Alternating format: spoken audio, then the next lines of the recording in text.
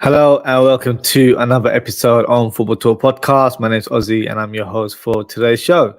Now, another match week full of goals and more controversial refereeing, but one game that certainly grabbed the headlines, and that was Arsenal versus Man City.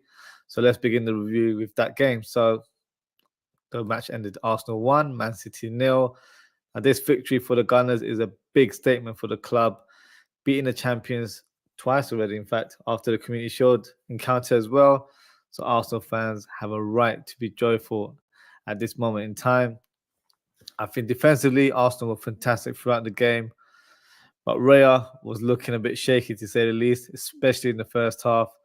That could easily have led to a calamity or maybe 1 or 2 goals for the opposition.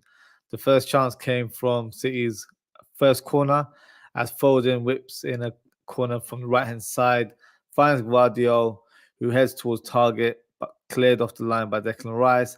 And then Ake had a chance in the same move, but he hits it over the bar. Raya almost gives a goal for Man City as he tries to make a clearance. Alvarez blocks the clearance, but it hits the side netting. That was a sigh of relief for the Gunners, as that could easily have hit the back of the net. Raya looked like a nervous wreck, and I could tell that the pressure was certainly getting to him. In terms of Arsenal's play, Nketiah had a chance from the left-hand side, but his shot flashes wide. Big talking point of the game, Kovacic's foul on Odegaard. How on earth was that just a yellow? Look, I don't want to make it seem about Liverpool, but as a Liverpool fan, I have to say out loud, Curtis Jones made a very similar challenge last week, straight red. McAllister also makes a similar challenge early in the season, straight red. Van Dijk, straight red. So you get my gist here. Now, I'm not making it about Liverpool, but that challenge itself was a clear red card, hands down. City, for me, got lucky there, and it was another poor decision from the referees. Now, I'm not just saying it as a Liverpool fan, but they're killing the game with these inconsistent decisions. But moments later, and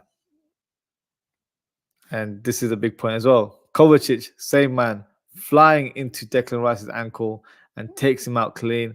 Now, that was a blatant foul and at least a yellow.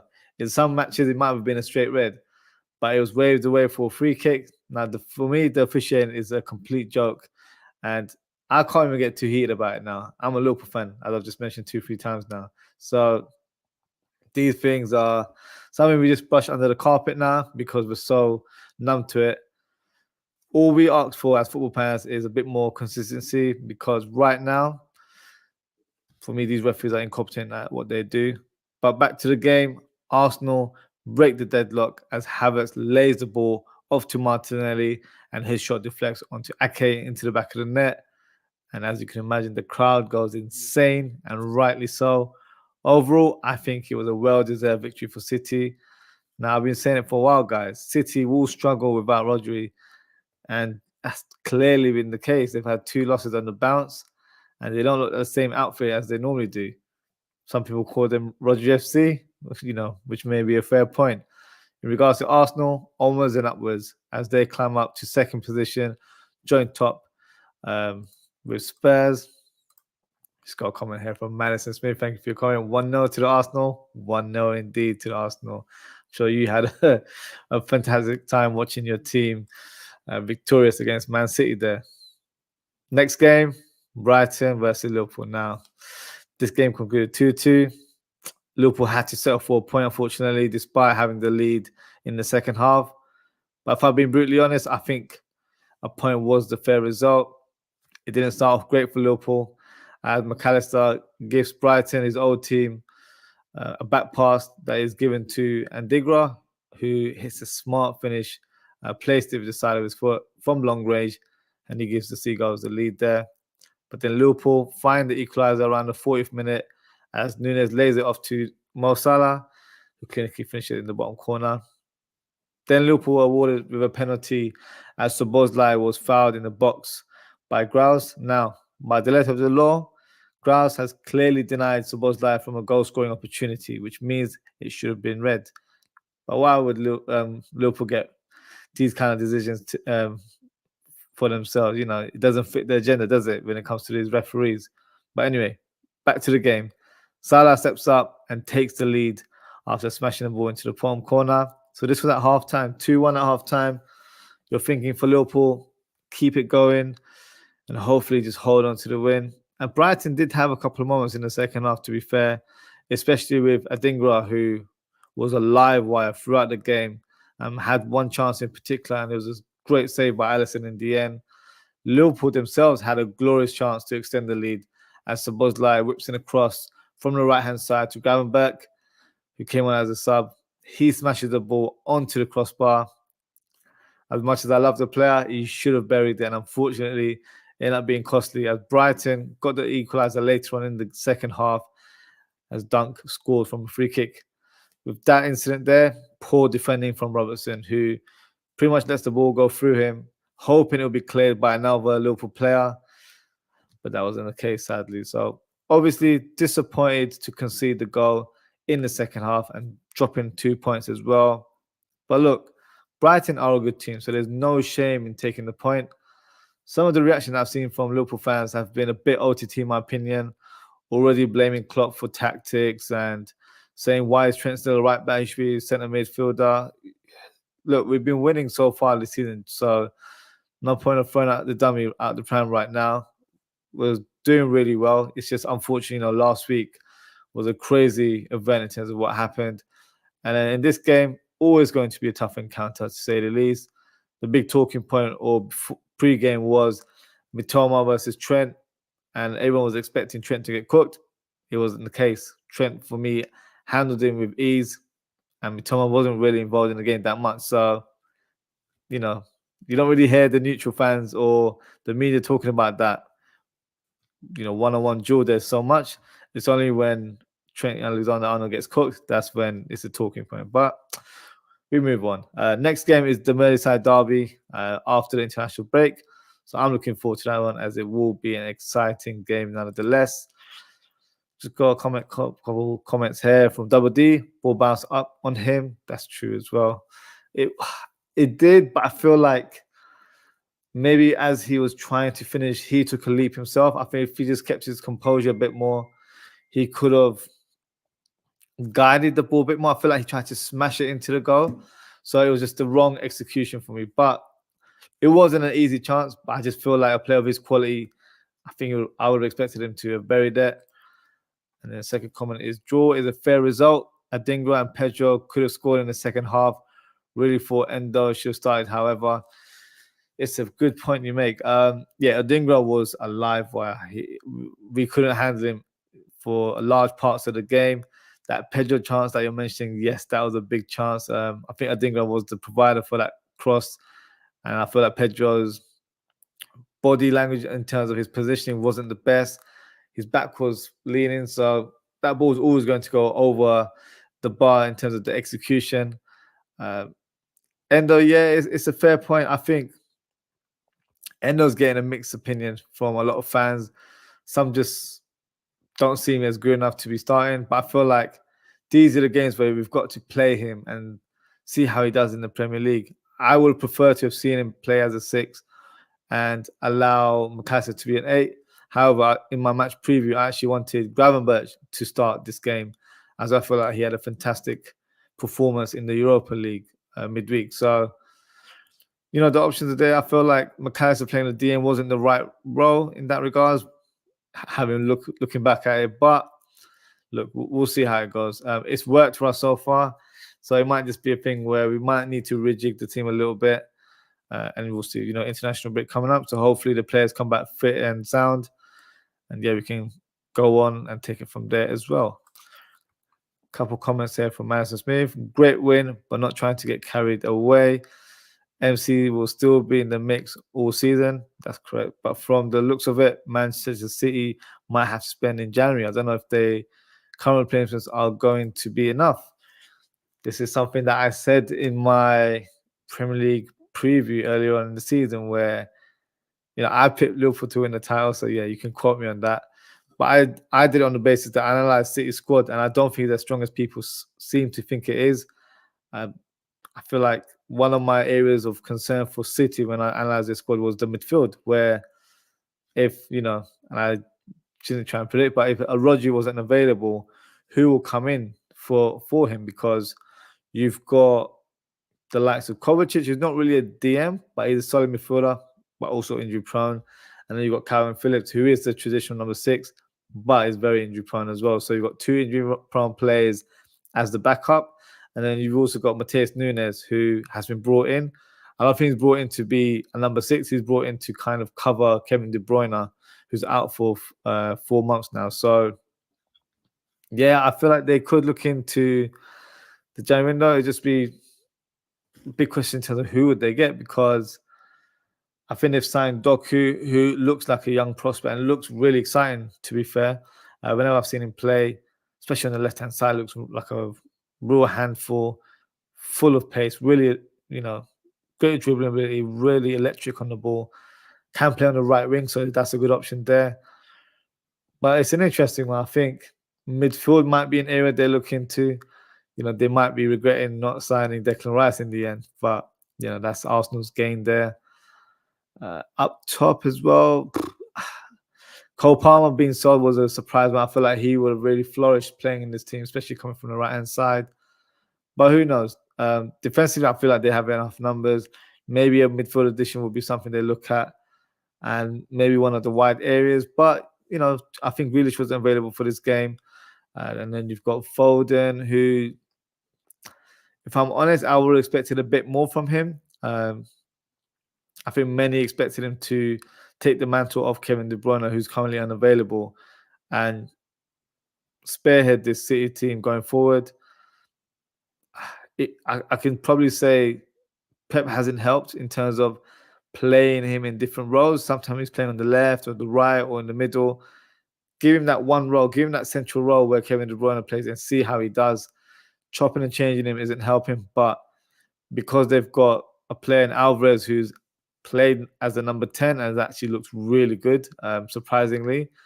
Now it's just finding players around him to suit the team. And I think Foden's best position, I prefer him playing on the right-hand side, cutting in, as I feel like he can be a real handful.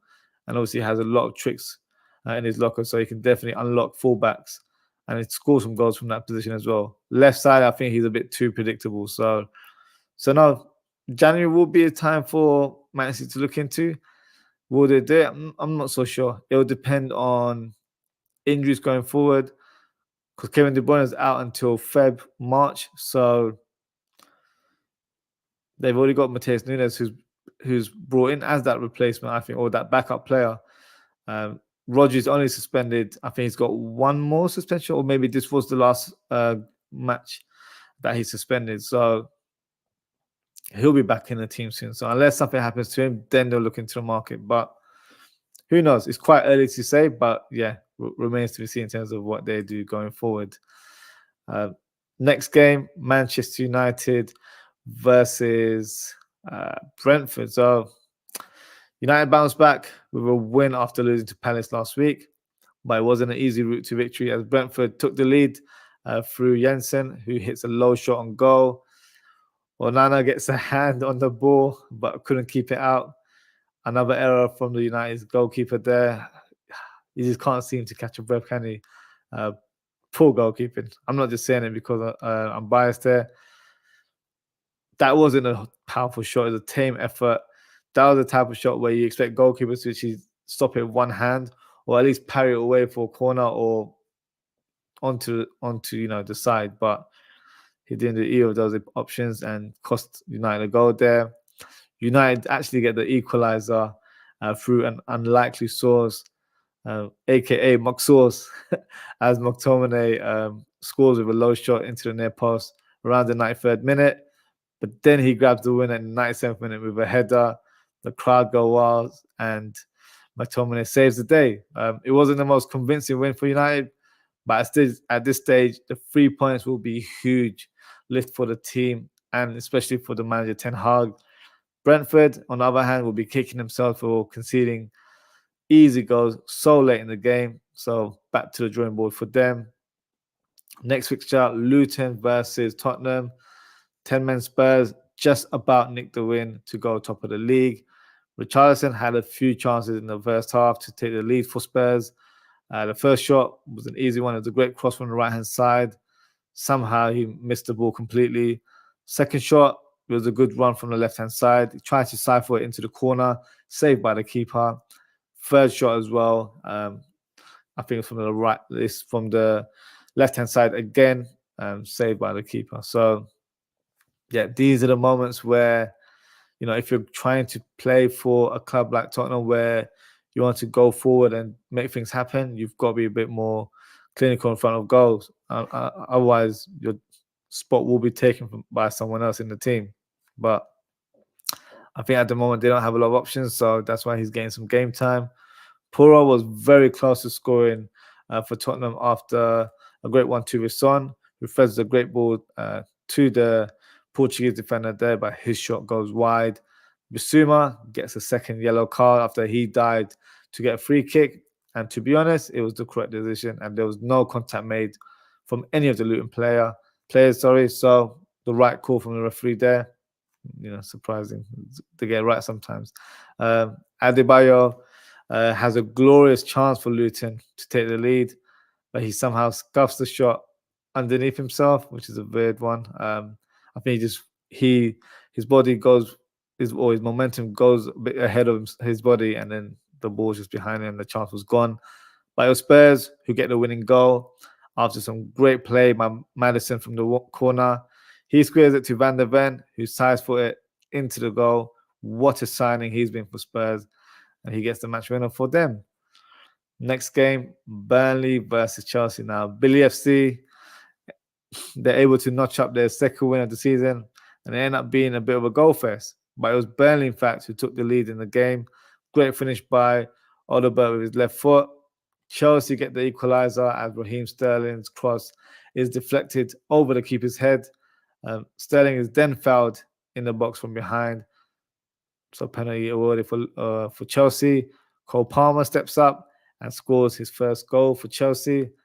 Sterling himself gets on the score sheet as he smashes the ball with his left foot into the corner. It was a thoroughly deserved. I feel like he had a great game for Chelsea. And then Nicholas Jackson, aka Action Jackson, gets on the score sheet to make it 4-1 for Chelsea. Now, in terms of other games, Everton beat Bournemouth 3-0, and what an important win it was, especially at Goodison Park. Goals from Garnier, Harrison, and Doucouré. Hassan's goal, by the way, was outrageous, shooting from outside the box. But yeah, well done to him there. Everton maybe could have actually extended the lead with a couple more goals. As I feel like they created a lot of chances throughout the game. Bournemouth, on the other hand, were very poor in this game. And maybe the international break has come at the right time for them, as they'll certainly need a breather right now. Fulham, they beat Sheffield United 3-1. They get the home win. Goals from Cordova-Reid, Kearney, whose goal was a fluky one, by the way, as it looped over the keeper. And then William got the last goal. Sheffield United still remain winless this season, and unfortunately, it won't get any easier as the season goes on. Crystal Palace 0, Nottingham Forest 0, so goalless result at Selhurst Park. Best moment of the game was actually Nottingham Forest's centre-back, Brazilian centre-back, in fact, Murillo, going on a mazy run from the halfway line, twisting and turning players, and then he ends up hitting a lethal shot with his right foot, but was saved by the keeper. And what a goal that would have been. Palace, for me, I've said this in my Premier League preview early in the season, they are going to struggle with goals. They don't really have a proper goal scorer in their team. Slightly worrying for Eagle fans, but still early on in the season. Maybe it's an area they can look into in the January window, or who knows? Maybe Edouard or Mateta find their shooting boots very soon. Remains to be seen. West Ham drew 2-2 against Newcastle. A great game between two strong teams. Susek scores the first goal for West Ham, and it was also Mohamed Kudus's first goal for West Ham with a great strike from outside of the box. Newcastle get their goals through Isaac, who scored twice. But Newcastle might consider themselves lucky in this game, as Guimaraes should have been sent off with a second yellow, but it wasn't given. And the final fixture, Wolves and Villa, which ended 1-1. They shared a point in this fixture. Great run by Neto to set up Wang Hee-chan from the right wing. Villa get the equaliser as Pau Torres gets his first goal for the club. So that's the match week 8 review there. So before we conclude the show, I will announce the FPL manager. So the FPL manager of the week goes to Mr. Simon, whose team is called Legacy FC, and he managed to notch up 78 points. So well done to Mr. Simon there. You're currently 112, in the league. So if you get a few more of these big wins on a weekly basis, you'll definitely be climbing up the table. In terms of my performance, yeah, I haven't updated my team in about 3-4 weeks. So, yeah, not very helpful. Still managed to notch up 51 points. So I've moved up to 60th. So what I'll do, I'll present the top half of the table right now. So we can have a look right now. So we've got Nana Sare, who's moved up. He's number 1 right now. He notched up 70 points. So well done to Nana there. Kinder Bueno, whose team is Jack Harrison. He's second right now. A Flying Hobo of Hobos FC is third. You've got Bamukun with Rum Punch 4th. And you've got Augustine Obi's team, which is Zeus FC, in 5th spot. So he's probably a newcomer. I've not recognized that name in the top 5. So got a new player there. So yeah, that's how the top 5 of our FPL table is looking like right now. And we've just got another comment before we conclude. Madison Smith has said, I won't even be surprised if Pep throws Gvardiol in that Rodri role if he finds himself in a tough spot. He's a heck of a player. Yeah, he's a top player. I think John Stones would have been the one to have taken that role because it was a position he played quite well last season. I know it's more of an inverted role alongside Rodri, but I feel like he could certainly do that as a primary role or as a lone number 6. I feel like he has more than capabilities to do so. So yeah, they've probably just been unfortunate where the players who would have taken Rodri's place are not available. Doesn't help. You've got 2 injury-prone midfielders as well. But yeah, it's a stressful one for Pep Guardiola right now. But hey, I couldn't care less how he's feeling right now, to be honest with you. But that's a wrap up for today. So thank you to everyone for tuning in. Thank you to Madison Smith and Double D for your comments. I appreciate it as always, guys. If you haven't already, please don't forget to like, comment, share, and subscribe. I plan to do some content this week, possibly on Thursday, but I will confirm in due time. So hit the notification bell on YouTube, or you can follow me on social for all the latest updates. So you can follow me at OzzieFTP on Twitter, or you can follow me at Ozzie.ftp on Instagram, Threads, and TikTok. So until next time, guys, take care, stay safe, and I hope to see you all very soon. Goodbye.